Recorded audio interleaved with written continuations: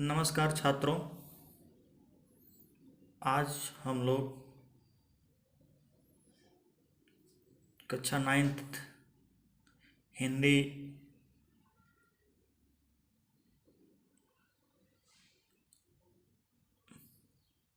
आधार पाठ का अध्ययन प्रारंभ करेंगे। इसमें हम परिचय देना चाहेंगे कि इसमें दो पुस्तकें हमारे पाठ्यक्रम में चलेंगी, जिसमें से प्रथम पुस्तक है क्षितिज और दूसरी पुस्तक है कृतिका। आज हम लोग क्षितिज के प्रथम पाठ दो बैलों की कथा का अध्ययन करेंगे। दोस्तों, हमारे परिवेश में, हमारे आसपास, हमारे अगल बगल, हमारे घरों में, चाहे हम अमीर हों चाहे गरीब हो, चाहे किसी भी तरह का इंसान हो, कोई एक पालतू जानवर उसके घर में कुछ भी न कोई पाले रहता है।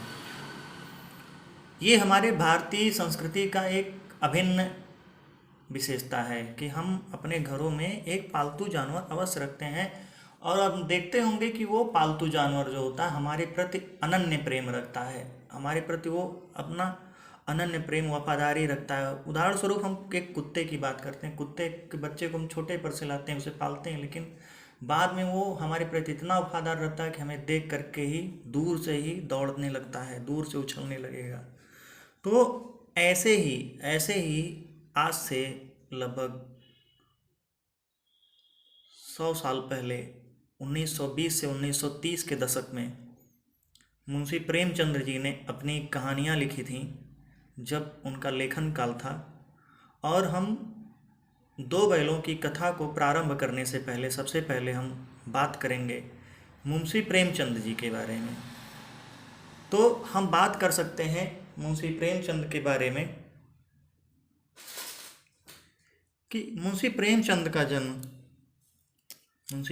का जन्म 1880 में बनारस के लम्ही गांव में हुआ था। उनका मूल नाम धनपत राय था। यानी इनका वास्तविक नाम जो था वो धनपत राय था।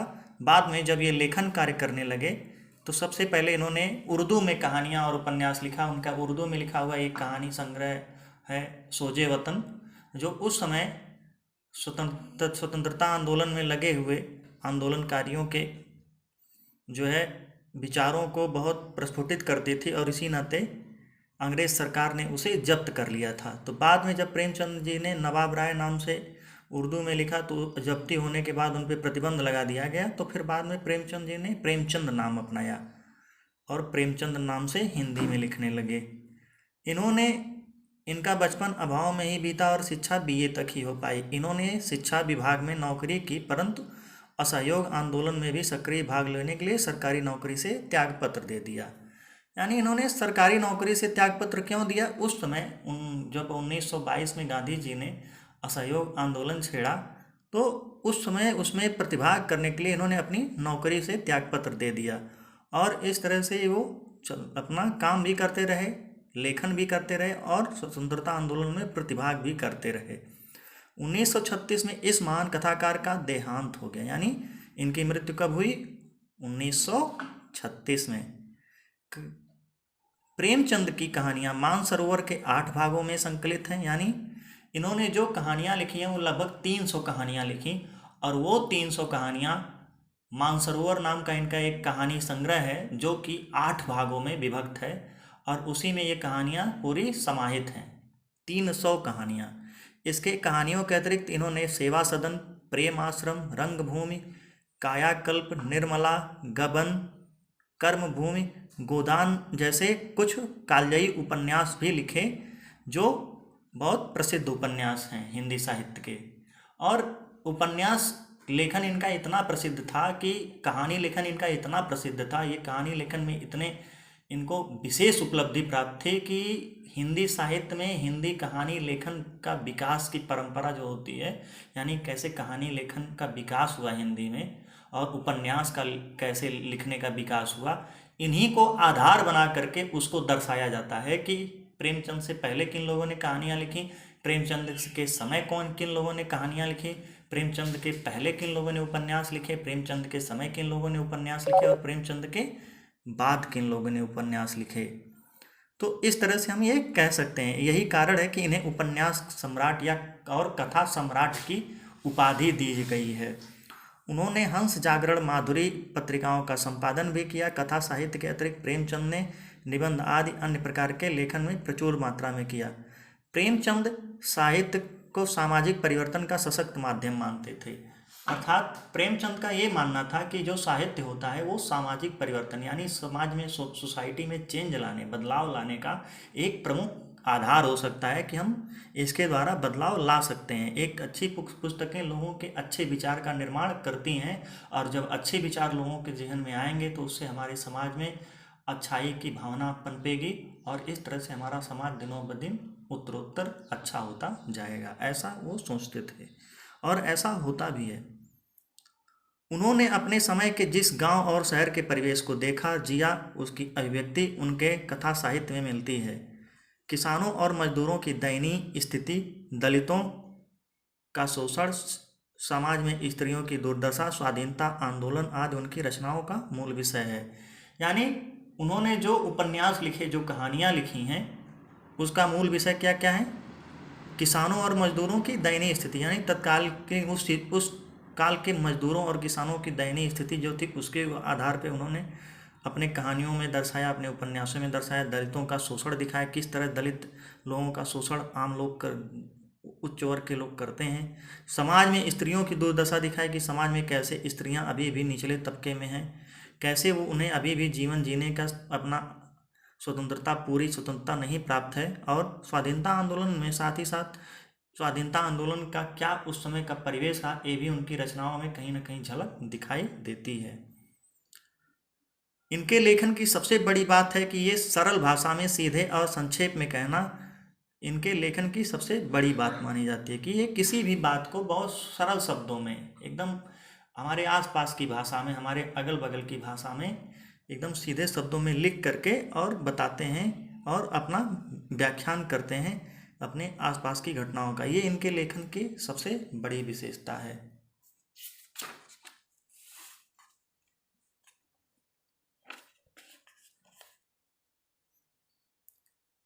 उनकी भाषा सरल, सजीव एवं मुहावरेदार है। अरबी, फारसी और अंग्रेजी के प्रचलित एवं प्रयोग कुशलता पूर्वक है।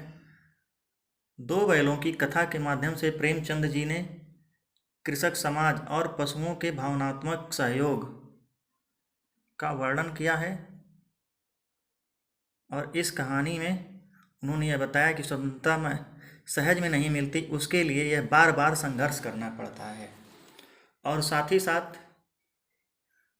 परोक्ष रूप से यह कहानी आज़ादी के आंदोलन की भी भावना से जुड़ी है। यानी इसमें ये कहानी तो नियमतः देखा जाए जो दो बैलों की कथा है, ये देखा जाए तो केवल दो पशुओं की बात है। उनके जीवन में उनके साथ क्या घटना होती है, वो क्या क्या करते हैं अपने एक छोटे से कुछ समय के जीवन में, उसको दिखाया। लेकिन उनके दिखाने से, उनके आपस में वो आपसी वार्तालाप से जो मूक भाषा में, संकेत भाषा में वो लोग करते हैं, उसके द्वारा ही ये दिखाया गया है कि कैसे, उसके द्वारा ये दिखाया गया है कि कैसे जो है उनमें स्वतंत्रता की भावना पनपती है। वो जब अपनी जगह से, अपने मालिक के यहाँ से दूसरी जगह जाते हैं तो वहाँ की ज़िंदगी उनको रास नहीं आती। उनको ऐसा लगता है कि उनको वहाँ पे ज़बरदस्ती बांधा गया है, ज़बरदस्ती उन्हें सही से दुर्व्यवहार किया जाता है।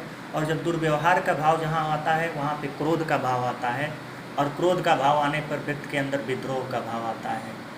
और वही विद्रोह इन दोनों बैलों के द्वारा दिखाया गया। यही कारण है कि हमारे समय में जब आज़ादी का समय चल रहा था, आज़ादी की लड़ाई चल रही थी, तो उस समय हमारे देश की जनता में अपने असम्मान के लिए, अंग्रेजी सत्ता के प्रति असम्मान का भाव था, उसके प्रति विद्रोह का भाव था, क्रोध था। और वो विद्रोह ही उस समय स्वतंत्रता आंदोलन के रूप में मुखरित हो रहा था, अपने आवाज़ को पा रहा था।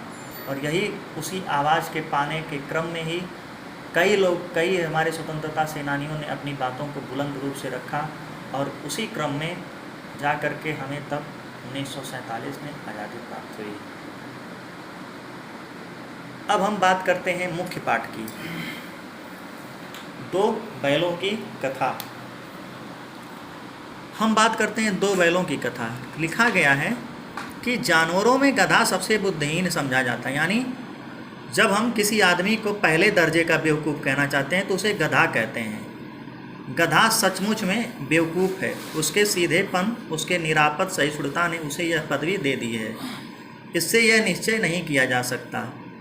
यानी हम कहते हैं कि किसी को जो हम सबसे मूर्ख बताना चाहते हैं तो उसे हम गधे की उपमा देते हैं कि तुम निहायत गधे हो। तो हम क्यों देते हैं? हम इस नाते देते हैं कि गधा एक ऐसा प्राणी माना जाता है, एक ऐसा जानवर है जो कभी भी अपनी स्थिति के खिलाफ वो कभी शिकायत करने नहीं आता। उसको जैसी स्थिति मिलती है उसी में वो अपने आप को सहज स्वीकार होकर के उसी में अपना घूमता खाता रहता है। उसे कभी ये पता नहीं चलता कि वो क्या करना चाहता और क्या नहीं करना चाहता। ठीक, कहा जाता आगे देखिए, गाय सींग मारती हैं ब्याई हुई, यानी जो बच्चा दी हुई गाय होती है वह तो अनायास ही सिंघनी का रूप भी धारण कर लेती है। क्यों? क्योंकि वो अपने बच्चे की सुरक्षा के लिए, अपना जो उसका बछड़ा होता है गाय का, उसकी सुरक्षा के लिए वो अचानक से उसको भय होता है कि कोई हमारे बछड़े को कोई कुछ करे ना, इस नाते वो मारने के लिए दौड़ती रहती है और वो ऐसा रूप धारण करती है कि जो लगेगा जैसे शेरनी की तरह झपट रही है। कुत्ता भी बहुत गरीब जानवर है। गरीब जानवर यानी उसे भी बहुत ज़्यादा क्रोध नहीं आए, लेकिन कभी कभी क्रोध आ ही जाता है। किंतु गधे को कभी क्रोध करते नहीं देखा सुना। चाहे जितना गरीब को मारो, चाहे जैसी खराब सड़ी हुई घास सामने डाल दो, उसके ऊपर कभी असंतोष की छाया नहीं दिखाई देगी। बैसाख यानी बैसाख के महीने में एक आध बार कुलेल कर लेता है, माने थोड़ा बहुत उछल कूद लेता है उस समय, क्योंकि उसे ये लगता है कि मैंने ही सब कुछ खाया है, पूरे संसार की घास मैंने खा ली है, तो उसे बहुत अपने आप पे गुमान हो जाता है, उस नाते उछलने लगता है। पर हमने तो उसे कभी खुश होते नहीं देखा। उसके चेहरे पर एक विषाद अस्थायी रूप से छाया रहता है। सुख दुख हानि लाभ किसी भी परिस्थिति में बदलते नहीं देखा। ऋषियों मुनियों के जितने गुण होते हैं उसमें पराकाष्ठा को पहुंच गए, पर आदमी उसे बेवकूफ़ कहता है। सद्गुणों का इतना आदर नहीं देखा। कदाचित सीधापन के लिए उपयुक्त शब्द न देखिए, किंतु भारतवासी बेचारा शराब, भारतवासियों की अफ्रीका में क्या दुर्दशा हो रही, क्यों अमेरिका में उन्हें घुसने नहीं दिया जाता। बेचारे शराब नहीं पीते, 4 पैसे कुसमे के लिए बचा कर रखते हैं, जी तोड़ कर काम करते हैं, किसी से लड़ाई झगड़ा नहीं करते, 4 बातें सुनकर गम खा जाते हैं, फिर भी बदनाम है। कहा जाता है वे जीवन के आदर्श को नीचा करते हैं। अगर वे ईंट का जवाब पत्थर से देना सीख जाते तो शायद सभ्य कहलाने लगते। जापान इसकी मिसाल है। उसने एक ही विजय से संसार को सभी जातियों में गढ़ बना दिया। यानी हम ये कह सकते हैं कि जैसे पहले उस समय जब उन्होंने ये कहानी लिखी थी प्रेमचंद जी ने, तो उस समय हमारा देश गुलाम था और हमारे देश को संसार में सभी जगह एकदम निकृष्ट माना जाता था। हमारे देश की जनता को हर जगह इसके साथ दुर्व्यवहार किया जाता था। क्यों? क्योंकि हम लोग ये सोचते थे कि हम लोग जो है अपनी चीज़ों को बचा करके रखेंगे, हम कमा रहे हैं तो 4 पैसे बचा के रखेंगे हमेशा, उसके लिए हम अपनी संस्कृति को बचाएंगे। तो इस नाते हमें सबसे पिछड़ा हुआ समझा जाता था, जबकि ऐसा नहीं होना चाहिए था। लेकिन अब आगे क्या है कि एक कहा जाता है, आगे देखिए, लेकिन एक गधे का छोटा भाई और भी, यानी गधे के साथ साथ एक और की बात की जा सकती है कि जो उतना ही सीधा है, और वह कौन है? लगभग बैल है। जिस अर्थ में हम गधे का प्रयोग करते हैं उसी से कुछ मिलते जुलते अर्थ में बछिया का ताऊ, यानी बछिया का जो ताऊ है, बड़ा, एक तरह से उसके बड़े पिताजी हैं, कौन है? बैल हैं, उसे हम कहते हैं कि का भी प्रयोग करते हैं। कुछ लोग बैल को शायद बेवकूफ़ों में सर्वश्रेष्ठ कहते हैं। हमें किसी को कहना होता है कि तुम महाबेवकूफ़ हो, तुम बहुत ही मूर्ख हो, तो हम कहते हैं तुम बैल हो, तुम्हें कुछ नहीं आता, मतलब तुम्हें कुछ नहीं सूझता है कि हमें क्या करना चाहिए। उसके लिए हम कभी कभी इस शब्द का प्रयोग अक्सर लोग करते रहते हैं कि तुम बैल हो। लेकिन नहीं, बैल का भी अपना एक विशेषता होती है, वो भी कुछ अपनी चीज़ों को रख सकता है। इसी के बारे में देखिए क्या कहा जाता आगे कि मगर हमारा विचार ऐसा नहीं है। बैल कभी कभी मारता भी है, कभी कभी अड़ियल बैल भी देखने को मिलता है जो कई रीतियों से अपने आप को असंतोष प्रकट कर देता है, अतएव उसका स्थान गधे से नीचा है। झूरी काछी के दोनों बैलों के नाम थे हीरा और मोती, दोनों पछाई जाति के थे, देखने में सुंदर, काम में चौकस, डील में ऊँचे। झूरी नाम का एक झूरी काछी, यानी झूरी काछी नाम का एक किसान था, उसके क्या थे? 2 बैल थे उसके पास, एक का नाम हीरा था और दूसरे का नाम मोती था। उनकी विशेषता क्या थी? वो दोनों पछाई जाति। पछाई जाति का अर्थ ये है कि वो बहुत ही सुंदर जो अपने आप में बैलों की जाति समझी जाती है, जो सबसे अगड़ी जाति मानी जाती है बैलों में, उसके वो बिलोंग करते थे, उससे उनका नाता था कि उस तरह के वो बैल थे। देखने में भी सुंदर थे, काम में भी चौकस यानी काम में भी खूब काम करते थे, और डील में ऊंचे यानी उनके जो शरीर का बनावट था वो खूब ऊंचाई प्राप्त था, माने बड़े बड़े थे, लंबे थे। बहुत दिनों तक साथ रहते रहते दोनों में भाईचारा हो गया था। दोनों आमने सामने या आसपास बैठे हुए एक दूसरे को मुंह भाषा में विचार विनिमय यानी अपनी बातों का आदान प्रदान एक दूसरे से करते रहते थे। मुख भाषा यानी आपस में संकेत की भाषा में एक दूसरे की मन को बात कोई कैसे सहज समझ सकता है, हम नहीं कह सकते। अवश्य उनमें ऐसी कोई गुप्त शक्ति थी जिससे जीवों श्रेष्ठता का दावा करने वाला मनुष्य वंचित है। दोनों एक दूसरे को चाट कर सूंघ कर अपना प्रेम प्रकट करते, कभी कभी दोनों सींग भी मिला लिया करते, विग्रह से नाते नहीं, केवल विनोद के भाव से, आत्मीयता के भाव से।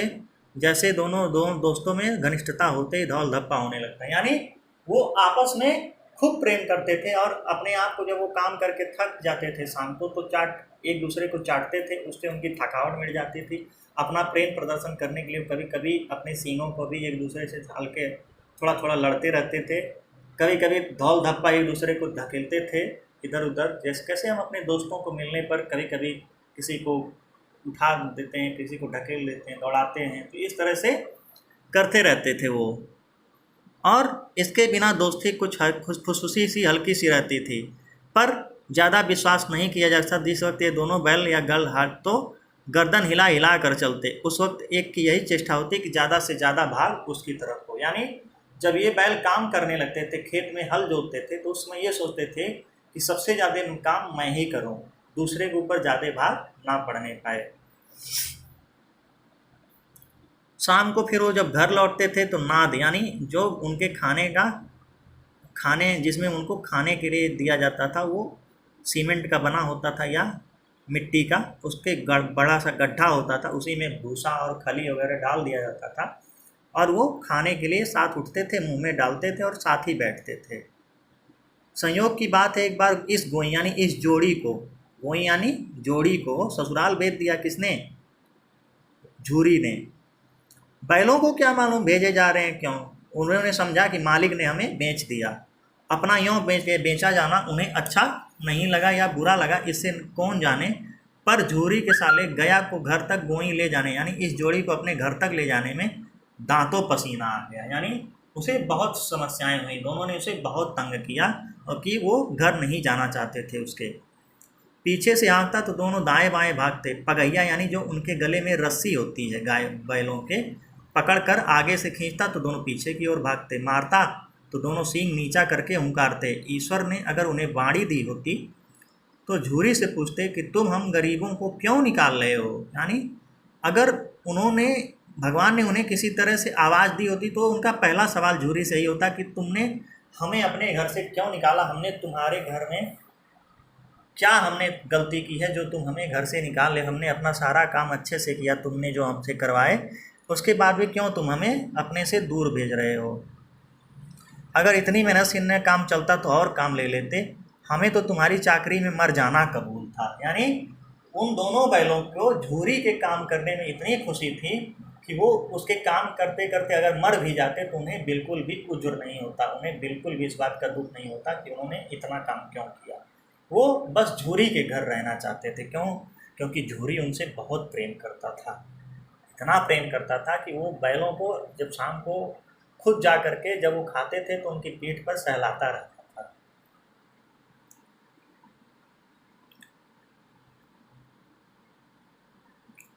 तुमने जो कुछ खिलाया दिल भारी हो रहा था। दोनों शाम को जब घर पहुंच गए, किसके? गया के यानी झूरी के साले के घर, तो वहाँ पर वो दिन भर कुछ भूखे थे, दिन भर कुछ नहीं खाए थे। तो उन्होंने उसमें जब उनको खाने के लिए दिया गया तो उसमें खाना शुरू किया तो देखा क्या कि अब वहाँ पे जिसे उन्होंने अपना घर समझा था वो आज उनसे छूट गया। उनका दिल भारी हो रहा है, यानी वो दुखी हो रहे थे यह सोच करके कि उनका अपना घर उनसे छूट गया। यह नया घर है, नया गांव, नया आदमी, उन्हें बेगाने से लगते थे। बेगाने माने अपरिचित से, जो उनके अपने लोग नहीं लगते थे। दोनों ने अपनी मूक भाषा में सलाह की, एक दूसरे को कनखियों से देखा और लौट गए। जब अपने गांव में सूता पड़ गया तो दोनों ने जोर लगाकर पगहे तुड़ा डाले, यानी जो अपनी खूंटे से रस्सी बनी हुई थी, जिस खूंटे से वो बंधे थे उसको तुड़ा डाले रात में, जब सभी लोग सो गए और अपने घर की तरफ यानी हो झूरी के घर की तरफ भाग चले। पगहे बहुत मजबूत थे, किसी को ये भान भी नहीं था, यानी किसी को ये अंदाज़ा तक नहीं था कि कोई बैल इसे तोड़ सकेगा। पर इन दोनों में उस समय दुगनी शक्ति आ गई थी, एक झटके में ही रस्सियाँ टूट गईं। झूरी प्रातःकाल सोकर उठा तो देखा कि दोनों बैल चरनी पर खड़े हैं। दोनों की गर्दनों में आधा गराव यानी रस्सी का जो टुकड़ा था उनके गले में लटका हुआ था वो लटक रहा था। घुटने तक पांव कीचड़ से भरे थे और दोनों की आंखों में विद्रोहमय स्नेह। विद्रोहमय स्नेह माने कि उनकी आंखों में इस बात का विद्रोह था कि वो वहाँ नहीं रहना चाहते थे, और स्नेह इस बात का था कि वो अपने मालिक के घर फिर से पहुँच गए थे। इस नाते वो खुश थे इस नाते कि अपने मालिक के घर फिर से पहुँच गए थे, झूरी के घर। अब विद्रोह इस बात का था कि तुमने मुझे क्यों अपने घर से बाहर निकाला और उसके घर क्यों भेजा। वो उनके आंखों में सवाल तैर रहा था कि क्यों तुमने मुझे अपने घर से बाहर निकाला। झूरी बैलों को देखकर स्नेह से गदगद हो गया, दौड़कर उन्हें गले लगा लिया। प्रेमालिंगन और चुंबन का यह दृश्य बड़ा मनोहर था, यानी जब झूरी ने उन्हें देखा इस तरह से अपने द्वार पर खड़े हुए दरवाजे पे आया हुआ, तो वो दौड़कर उनको स्नेह से गदगद हो गया मारे खुशी के, और दौड़कर उन्हें अपने गले से लगा लिया।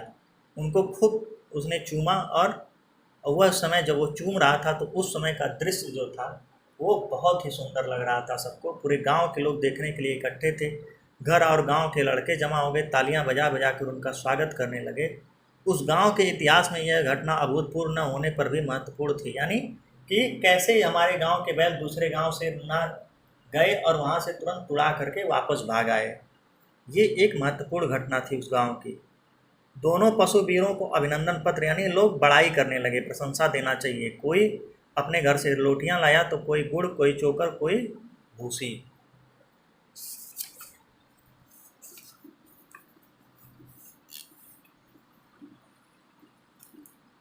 ऐसे में एक बालक ने कहा, ऐसे बैल किसी के पास न होंगे। तो दूसरे ने समर्थन किया, इतनी दूर से दोनों अकेले चले आए। तीसरा बोला, बैल नहीं है, वे उस जन्म के आदमी हैं।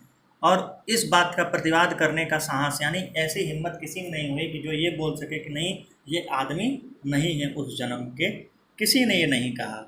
झूरी की स्त्री यानी जो झूरी की पत्नी थी, जब उसने अपने दरवाजे पर दोनों बैलों को देखा तो वो आग बबूला हो गई। आग बबूला इस नाते यानी गुस्सा इस नाते हुई कि ये दोनों को काम करने भेजा गया था मेरे मायके, और ये दोनों क्यों भाग करके चले आए। तो उसने सोचा कि ये वहाँ काम नहीं करना चाहते थे, इसी नाते वापस चले आए। उसने क्या सोचा कि उसने कहा कि ये कैसे नमक हराम बैल हैं, एक दिन काम न किया भाग खड़े हुए। कि ये नमक हराम, यानी नमक हराम उसे हम कहते हैं जो अपने प्रति अपने जो उसको खाने पीने को मिल रहा उसका वो कीमत न अदा करे, उसे हम कहते हैं नमक हराम। झूरी अपने बैलों पर आक्षेप माने आरोप, अपने बैलों पर ये आरोप सुन न सका और बोला, नमक हराम क्यों है, चारा दाना नहीं दिया होगा तो क्या करते। उसने कहा कि तुम्हारे मायके में लोगों ने इन दोनों को चारा दाना नहीं दिया होगा तो वो बेचारे चुरा करके भाग आए, अब भूखे पेट वो कैसे काम करते। स्त्री ने रोब से कहा, बस तुम ही तो बैलों को खिलाना जानते हो, और तो बस सभी पानी पिला पिला कर पालते, कि यानी तुम ही एक बैलों को पालना जाने हो आज तक, बाकी सब तो किसी को बैल अपने पालने का ढंग तो है नहीं। झूरी ने चिढ़ाया, जरा चारा मिलता तो क्यों भागते। स्त्री चिढ़ी, भागे इसीलिए कि वे लोग तुम जैसे बुद्धुओं की तरह बैलों को सहलाते नहीं। यानी वहाँ के उसके मायके के लोग अपने बैलों को सहलाते नहीं थे, उसको अपने बेटे की तरह मानते नहीं थे। तो जैसे लोग अपने बच्चे को दुलारते हैं वैसे ही वो अपने जानवर को भी दुलारे। ये काम केवल झूरी करता था, अपने बैलों को भी वो अपने बेटे की तरह मानता था, उनको दुलारता था। वे रगड़ कर जोतते हैं, ये ठहरे कामचोर भाग निकले, अब देखूं कहाँ से खली और चोकर मिलता है, सूखे भूसे के सिवा न दूंगी, खाएं चाहे मरे।